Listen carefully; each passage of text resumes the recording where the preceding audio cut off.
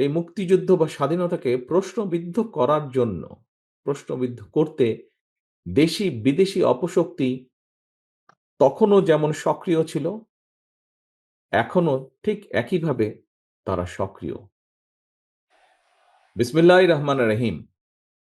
বাংলাদেশের মহান বিজয়ের ৫৫তম দিবস উপলক্ষে বিএনপি আয়োজিত আজকের এই আলোচনা সভার সম্মানিত সভাপতি জনাব মির্জা ফখরুল ইসলাম আলমগীর, মঞ্চে উপস্থিত জাতীয় স্থায়ী কমিটির সম্মানিত সদস্যবৃন্দ, সম্মানিত কেন্দ্রীয় নেতৃবৃন্দ, আমার সামনে উপস্থিত বিভিন্ন শিক্ষক, বুদ্ধিজীবী, বিএনপি এবং অঙ্গ সহযোগী সংগঠনের নেতা, কর্মী, সমর্থকবৃন্দ, সহকর্মীবৃন্দ, সাংবাদিক ভাইরা, আসসালামু আলাইকুম।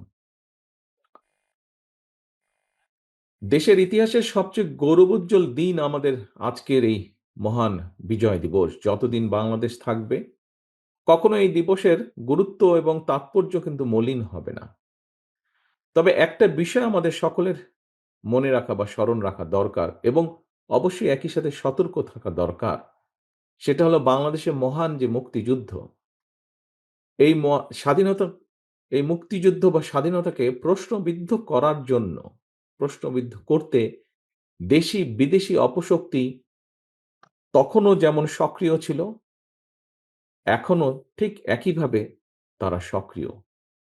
সময়ের সাথে সাথে হয়তো ষড়যন্ত্রকারীদের রূপ, রং, চেহারা হয়তো পাল্টেছে। কিন্তু চরিত্র ভিন্ন একদমই পাল্টায়নি তাদের চরিত্র। বিন্দুমাত্র পাল্টায়নি। সম্মানিত উপস্থিতি, বাংলাদেশ কিন্তু হঠাৎ করে সাগরের বুকে ভেসে ওঠা কোনো ভূখণ্ড নয়।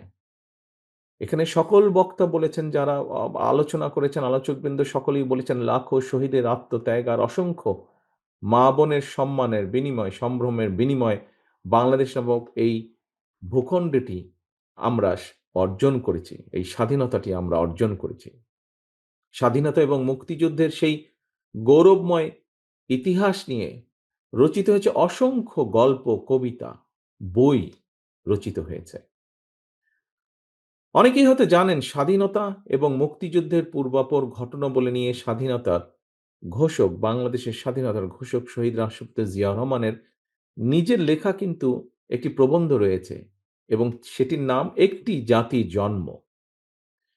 এই নিবন্ধনটি বা প্রবন্ধটি আমাদের স্বাধীনতা এবং মুক্তিযুদ্ধের ইতিহাসের একটি অনন্য দলিল।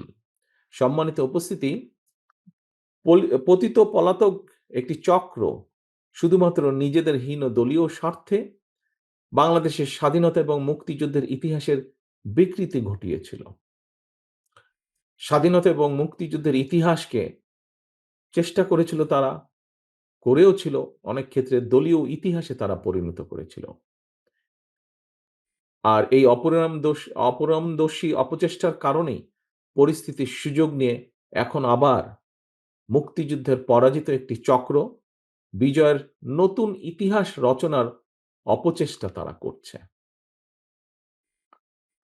প্রিয় ভাই বোনেরা, পরাজিত চক্রকে মোকাবেলায় প্রতিশোধ, প্রতিহিংসার পরিবর্তে বিজয়ের সফল প্রতিটি মানুষের ঘরে পৌঁছে দেবার জন্য স্বনির্ভর সমৃদ্ধ একটি গণতান্ত্রিক বাংলাদেশ প্রতিষ্ঠাই হোক এবারের বিজয় দিবসে আমাদের অঙ্গীকার। শুধু আমি না, আমরা সকলে, বিএনপি মনে করে যতদিন পর্যন্ত এই রাষ্ট্রে জনগণের রাজনৈতিক এবং অর্থনৈতিক ক্ষমতায়ন নিশ্চিত করা না যাবে, ততদিন পর্যন্ত স্বাধীনতা এবং গণতন্ত্র টেকসই ভিত্তির উপর দাঁড় করানো যাবে না। সম্মানিত উপস্থিতিবৃন্দ, বাংলাদেশের স্বাধীনতা অর্জনের পর থেকে আজ পর্যন্ত যতবার দেশের গণতন্ত্র হুমকির সম্মুখীন হয়েছে, আমরা দেখেছি ততবারই দেশের স্বাধীনতা, সার্বভৌমত্ব হুমকির সম্মুখীন হয়েছে।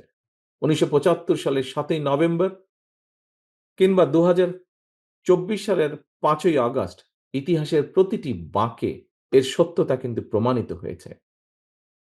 কখনোই জনগণকে ক্ষমতাহীন করে রাষ্ট্রযন্ত্র কখনোই ক্ষমতাশীল হয়ে উঠতে পারে না। জনগণকে ক্ষমতাবান করার পূর্ব শর্তই হচ্ছে, যা সব সময় বলে এসেছি আমরা, পূর্ব শর্তই হচ্ছে জনগণের সরাসরি ভোটে জনগণের কাছে দায়বদ্ধ, জনগণের কাছে জবাবদিহিমূলক রাষ্ট্র ও সরকার প্রতিষ্ঠা। এবং এ কারণেই বিএনপি সবসময় রাষ্ট্র এবং সরকারে জনগণের অধিকার প্রতিষ্ঠা করতেই যেকোনো মূল্যে দেশে অবাধ, সুষ্ঠু এবং নিরপেক্ষ নির্বাচন অনুষ্ঠানের পক্ষে সকল সময় দৃঢ় অবস্থান গ্রহণ করেছে। এই দেশের বাংলাদেশের জনগণ সাক্ষী। কারণে অকারণে শর্তের পর শর্ত জুড়ে দিয়ে কিংবা নানা অজুহাতে বাংলাদেশের স্বার্থ বিরোধী একটি চক্র নির্বাচন অনুষ্ঠানের পথে বারবার নানা রকম বিঘ্ন সৃষ্টির অপচেষ্টা তারা চালিয়ে যাচ্ছে। এখনো চলছে ক্ষেত্র বিশেষে।